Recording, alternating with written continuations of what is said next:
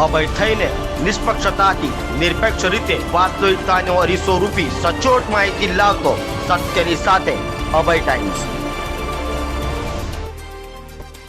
સુરત પોલીસના નવતર પ્રયોગમાં લોકો ઘરોમાંથી હથિયાર પોલીસને સોંપી રહ્યા છે, ત્યારે જહાંગીરપુરા પોલીસે કોમ્બિંગ કરતા લોકોએ સ્વયંભૂ હથિયાર પોલીસને સોંપ્યા હતા। સુરત શહેર પોલીસ અસામાજિક તત્વો સામે એક્શન મોડમાં આવી ગઈ છે અને અલગ અલગ વિસ્તારોમાં રાત્રિના સમયે પોલીસ કોમ્બિંગ કરી રહી છે। પોલીસે કોમ્બિંગ કરવાની નવી ટ્રીક અપનાવી અને કોમ્બિંગ પહેલા પોલીસ દ્વારા અનાઉન્સ કરવામાં આવે છે કે જો કોઈ પાસે હથિયાર કે ઘાતક વસ્તુ હોય તો પોલીસ સમય આપે તેમાં જાતે મૂકી જાઓ, પછી કોઈ કોમ્બિંગ સમયે કોઈના ઘરમાં કે વ્યક્તિ પાસે હથિયાર કે કંઈ વસ્તુ મળશે તો કાર્યવાહી કરશે। આમ જ જહાંગીરપુરા પોલીસ સ્ટેશન દ્વારા પોતામાં પોલીસ સ્ટેશનના હદ વિસ્તારમાં આવેલા સંવેદનશીલ વિસ્તારોમાં કોમ્બિંગ હાથ ધર્યું હતું અને પ્રધાનમંત્રી આવાસ સુમન વંદન ખાતે લોકોએ પોલીસને સહકાર આપતા મોટી સંખ્યામાં હથિયારો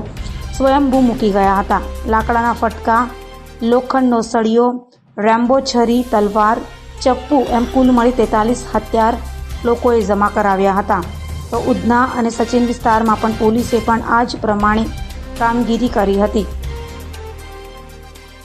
હવે મહેરબાન પોલીસ કમિશનર સાહેબ સુરત શહેર સાહેબના તરફથી જાહેરનામું બહાર પાડવામાં આવે છે, જે જાહેરનામા હેઠળ એવા કોઈ પણ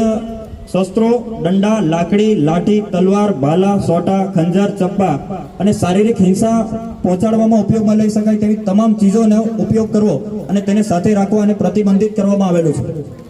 સાંભળ્યું? ફરીથી કહું છું, શસ્ત્રો, દંડા, લાકડી, લાઠી, તલવાર, ભાલા, સોટા, ખંજર, ચપ્પા અને શારીરિક હિંસા પહોંચાડવામાં ઉપયોગમાં લઈ શકાય તેવી તમામ બીજી ચીજો અને પોલીસ કમિશનર સાહેબ સુરત શહેર સાહેબ દ્વારા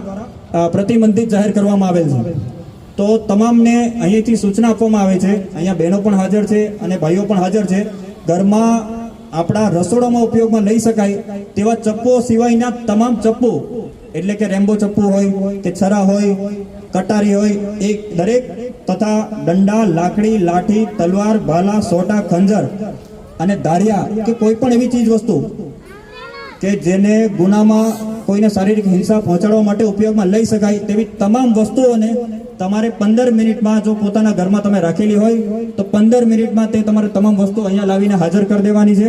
અને જો તમે હાજર કરી દેશો તો એ બાબતે કોઈ પણ બીજા કાયદાકીય પગલાં નહીં ભરવામાં આવે, પરંતુ જો તમે અહીંયા હાજર નથી કરી લાવ્યા અને તમારા ઘરમાં તમે વસ્તુ રાખો છો અને પોલીસ ચેકિંગમાં જો એ વસ્તુ મળી આવે છે તો તે ગુનાહિત કાર્ય ગણાશે અને તેના વિરુદ્ધ કાયદેસરના પગલાં લેવામાં આવશે। પોલીસ કમિશનર સાહેબ શ્રી સુરત